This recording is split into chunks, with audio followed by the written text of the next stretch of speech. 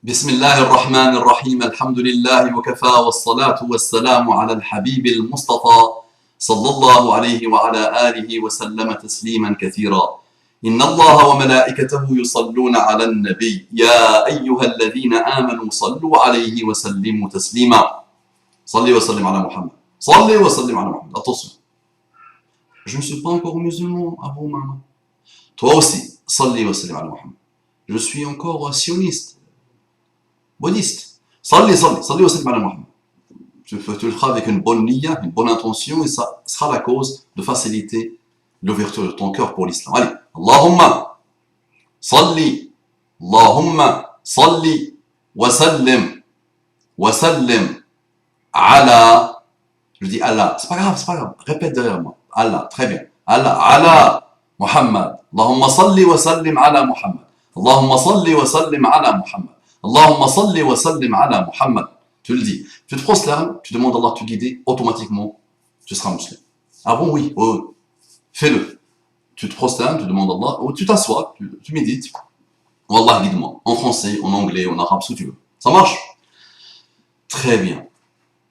Rabbi shrah li sadri wa yassir li amri wahlul 'uqdatam min lisani yafqahu qawli. إخواني أخواتي mes frères et sœurs أبنائي بناتي mes fils et mes filles أعزائي عزيزاتي mes bien-aimés أصدقائي صديقاتي mes amis et mes amis تلاميذي تلميذاتي mes élèves et mes élèves طلابي طالباتي mes étudiants et mes étudiantes. Lapsus, j'ai commencé par les étudiantes. Aïe aïe aïe. Ah, c'est un lapsus révélateur. Pourquoi j'ai commencé par les étudiants? Très bien. أعدائي عدواتي mes ennemis. Assalamu alaikum wa rahmatullahi wa barakatuh. Qu'Allah subhanahu wa ta'ala, que la paix d'Allah subhanahu wa ta'ala, sa miséricorde et ses bénédictions soient sur vous, mes frères et sœurs, partout dans le monde. Allah adullukum ala shay'in fa'altum mutahabbabtum. Ne voulez-vous pas que je vous indique quelque chose que si vous la faites, il y aura l'amour entre vous? Vous allez tomber amoureux l'un de l'autre, vous allez aimer les autres, vous allez vous entraimer, vous allez vous aimer. Ça, ce n'est pas vous entraimer, vous aimer. Dites Assalamu alaikum wa rahmatullahi wa barakatuh. Assalamu alaikum wa rahmatullahi wa barakatuh. Mes frères et sœurs non musulmans, qu'est-ce que vous attendez? Vous m'entendez? Qu'est-ce que vous entendez? Non, vous entendez, on vous entend. Non, vous m'entendez? Oui. Qu'est-ce que vous attendez? Attendre. Qu'est-ce que vous attendez pour devenir musulman? J'arrive pas à comprendre. Qu'est-ce que vous attendez? Lancez s'il vous plaît. Ça va, il faut qu'on avance, tous. La guidance, lancez. Qu'Allah vous bénisse. Ne vous prenez pas pour des malins, attention. Ne croyez pas que nous avons été conditionnés dans les écoles pakistanaises, tout le blabla, tout ce que vous entendez dans les médias. Nous avons été radicalisés, on prie 5 fois par jour, on ne regarde pas trop la télé, on n'aime pas trop les futilités, on lit le Coran, on parle à la mosquée, radicalisé, diabolisé, mauvaiseisé. Très bien. Non, ça c'est... D'accord, ça c'est Shayatin qui vous raconte ces imbécilités qui sont, wallah, qui n'ont ni queue ni tête. Tu te dis, subhanallah, comment ce journaliste a pu sortir ça? Comment ce gardien de prison a pu sortir ça? Donc il a commencé à prier. Ben, il faut les encourager à prier. Mais juste, dites-leur, est-ce que vous comprenez l'islam? D'accord? Pour que vous puissiez comprendre ce que je vous raconte. Un cambriolage de quelqu'un de mon cercle familier. Donc ils ont cambriolé sa maison. Et donc la police a fini par attraper un imbécile ou deux qui ont fait partie de ce groupe de cambrioleurs. Et la remarque, subhanallah, qu'ils ont tout massacré dans la maison, ils ont mis tout partout, ils ont jeté tout partout, tous les livres, tout. Ils ont volé ce qu'ils ont pu trouver, l'ordinateur, la télé, tout. Et dans la bibliothèque de cette maison qui a été volée, le Coran n'a pas bougé de sa place. Tous les livres qui sont autour ont été jetés partout, mais le Coran n'a pas été touché. Donc la policière, quand elle avait en face un membre de ce groupe, il lui dit, mais comment se fait-il que ce qui est étonnant dans votre affaire, c'est que vous n'avez pas touché le Coran? Et là, la pourriture de chez nous, là, lui répond, à sa manière à lui. Le Coran est sacré.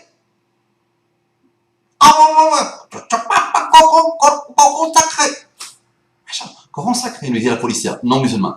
Il dit, mais si tu avais lu le Coran, tu aurais pu voir que Dieu donne l'ordre de couper les mains de ceux qui des voleurs.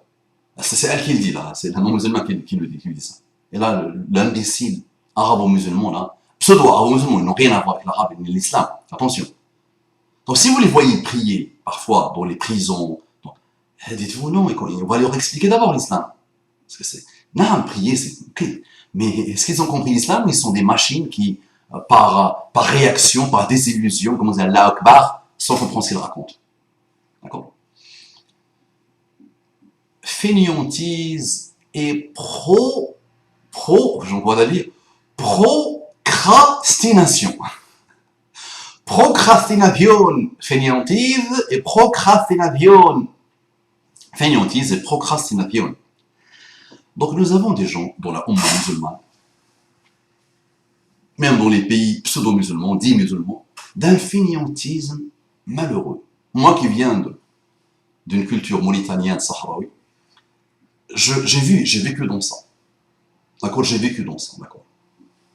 J'ai même vécu, je vais pousser le raisonnement à l'extrême, malheureusement, dans des familles, dans ma famille, d'accord, un peu lointaine, pas chez moi, dans ma famille proche, mes parents, hein, mais quand même ma famille, là, oncle, parmi eux, il y avait des gens qui avaient des esclaves, par exemple. C'est malheureux, c'est minable, ça existe. Et ça existe même jusqu'à aujourd'hui, en Mauritanie, malheureusement, même s'ils ont aboli l'esclavage, l'un des derniers pays à avoir aboli l'esclavage de la Mauritanie, mais ça reste encore dans la culture. Il y a des esclaves qui ne veulent pas être libérés, ils veulent rester comme esclaves dans les familles. Donc tu vois, la grosse dame, allongée devant la télé, par exemple, ou allongée, et il y a un verre qui est à quelques centimètres d'elle, et elle va appeler l'esclave, la bonne. Eh, flemme! Oh, tiens! Viens! Donne-moi le verre! Le verre, il y a quelques centimètres d'elle. Donc elle va appeler quelqu'un qui va venir de très loin, son esclave ou sa boniche ou sa femme de ménage, pour qu'elle lui donne. Donc fainéantise à mort chez nous. Oui, dans les familles musulmanes, il y a de la fainéantise à mort.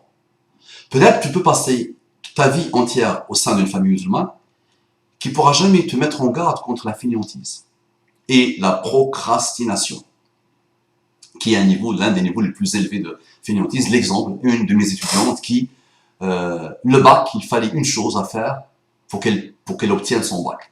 Ça fait des années qu'elle ne l'a pas fait. Sa carte vitale, il fallait qu'elle donne un papier, ou qu'elle remplisse un papier. Ça fait des années qu'elle n'a pas de carte vitale. Les impôts, elle nous a informé l'autre jour que elle n'a pas rempli ses impôts depuis 2010. Allahumma, Muhammad sallallahu alayhi wa sallam dit, Allahumma inni a'udhu bika min al-kasali. Il répétait ce dua avec d'autres. Allahumma inni a'udhu bika min al-kasali. Il le répétait avec le jubn,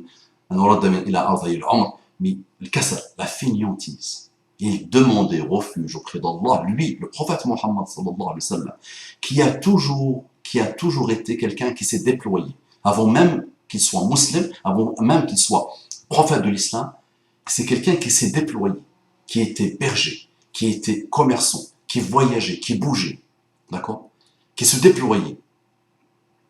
Et lui qui est devenu prophète, répétait, multipliait ce dua, cette invocation, ô Allah, je demande refuge auprès de toi de la fainéantise. Billahi alaykum, je vous demande par Allah, est-ce que l'islam aurait pu régner comme il a régné? Est-ce qu'il aurait pu atteindre les 2 tiers de la terre quelques années après Muhammad sallallahu alayhi wa sallam si ceux qui l'ont porté étaient fainéants? Vous parlez de Sunna Velevi, tu n'es pas Thalaf. Tu dois même pas dire je suis Thalafi. Mais Thalaf, c'est ceux qui t'ont précédé. Thalafi, ana salafiyun nisba. Ana salafiyun, c'est que j'essaie de suivre les préceptes des salafs. Billahi avec toi qui nous parle à longueur de journée d'innovation. Mais tu es la plus grosse innovation. Tu es la plus grosse innovation, qui est la fainéantise. Tu es fainéant à mort. À mort. Tu es fainéant gros de fainéantise. Tu t'allonges à longueur de journée devant la télé, malheureusement. Tu ne fais rien, tu n'as aucune activité, ni dans le volontariat. Tu travailles 15 jours, tu laisses tomber 6 mois. Tes parents, tes arrière-grands-parents ont travaillé 40 ans. Il y a un juste milieu dans le travail. Tu vois, nos frères et nos sœurs, mais d'un fainéantisme, d'un procrastinationnisme. Ça se dit pas. Billah alayk, tu penses que l'islam aurait atteint les endroits et les contrées du monde s'il a été porté par des feignants? Comment tu peux dire لا تؤجل العمل اليومي إلى الغد, par exemple. لا تؤجل العمل اليومي إلى الغد. Prenons-le pour un proverbe. Ne fais pas tant de travail d'aujourd'hui à demain. S'il y a des choses à faire aujourd'hui, fais-les aujourd'hui. Avance. السعي dans Surat Al-Najm, وأن ليس إنسان إلا ما سعى. Ce déploiement, la rigueur, les himmes, la régularité, la constance, la détermination, le juhd, le goût de l'effort, le goût de l'excellence. Billahi alayk. Est-ce que ce ne sont pas les choses qui ont fait que le premier siècle, les meilleurs gens, les meilleurs siècles sont les gens de mon siècle, ceux qui les suivent et ceux qui les suivent? Est-ce que ce ne sont pas des mots de la vraie sunna, de la sunna la plus brillante, la plus élevée, même si on ne hiérarchise pas, mais si on peut hiérarchiser des choses de la sunna beaucoup plus importantes que d'autres, beaucoup plus solides que d'autres, beaucoup plus... On peut comparer, on peut hiérarchiser. Donc la rigueur, l'activisme, l'avancement, le déploiement comme un bulldozer. Quand tu imagines Uthman, quand tu imagines Saad ibn... Juste prononcer, Saad ibn Abi Waqqas, Saad ibn Abi Waqqas, Abu Ubaydah Amir ibn Jarrah. Juste prononcer leur nom, tu es frissonné, subhanallah, de non-fainéantisme, de rigueur, de virilité, masha'Allah. Juste prononcer leur prénom. Fainéant. Et fainéant. Donc réveillez-vous, les amis. Voici des choses que vous devez remettre en cause dans vos vies. Tu as 24 heures. Qu'est-ce que tu fais dans ces 24 heures? Comment tu t'organises? Comment tu t'organises? Qu'est-ce que tu produis? Comment tu changes? Allahumma ij'al yawmana khayran min amsina wa ghadana khayran min yawmina. Oh Allah, fais en sorte que notre aujourd'hui soit meilleur qu'hier et notre lendemain soit meilleur qu'aujourd'hui. L'ihsan, perpétuellement en mouvement, perpétuellement en avancement, jusqu'à la mort. Le Coran, عملوا الصالحات عملوا الصالحات عملوا الصالحات. Le Coran à chaque fois, الذين آمنوا وعملوا الصالحات. Ceux qui ont eu la foi et qui ont traduit cette foi en acte, le déploiement. Comment un fainéant peut faire changer des choses au niveau de lui-même d'abord, au niveau de sa famille, au niveau de sa relation avec Allah subhanahu wa ta'ala. Notre journée elle-même, Allah subhanahu wa ta'ala a mis, et c'est pas un hasard, les prières, regarde comment il les a distribuées dans la journée, pour que tu t'actives. Le jeûne de lundi au jeudi, pour que tu t'actives. Le jihad, tout ce qu'on fait finalement. Qira'at al-Qur'an, la lecture du Coran. Un fainéant ne peut pas lire le Coran. Il trouvera ça lourd, c'est pas possible. Un fainéant ne prie pas, la majorité de ceux qui ne prient pas. Vous savez pourquoi? À cause de la fainéantise. Ils croient à la prière. Ils savent que la prière est le salut de leur vie. Non, mais c'est la fainéantise. Beaucoup de monde le dit. Des muhtajibas, des barbus, machallah. Des gens de la mosquée qui disent j'ai délaissé la prière 6 mois. Wallah, des mu'adhin de la mosquée. Des mu'adhin, quelqu'un qui fait l'appel à la mosquée. Tu dis, bah, ça fait 6 mois. Les jeunes, je parle des jeunes. Les vieux, alhamdoulilah, ils ont ce qu'on appelle l'iman al-fitri. La foi de la fitra. Ils sont meilleurs que ces jeunes-là fabriqués. Qu'ils sont idéologisés eux-mêmes, malheureusement. Qui n'ont pas de fitra, malheureusement. Ici, la fitra est bonne.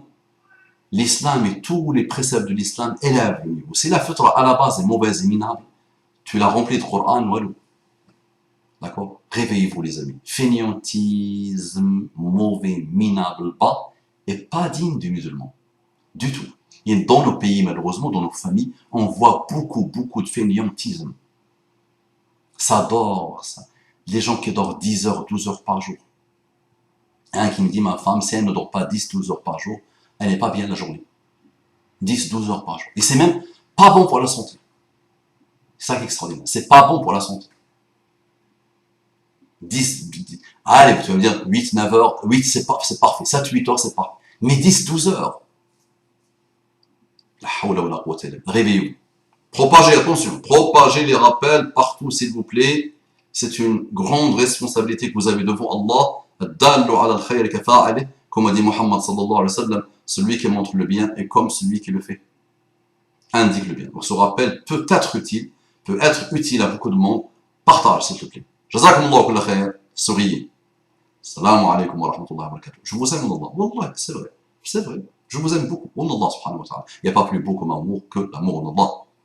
Les non-musulmans, revenez à l'islam pour qu'on puisse s'aimer en Allah.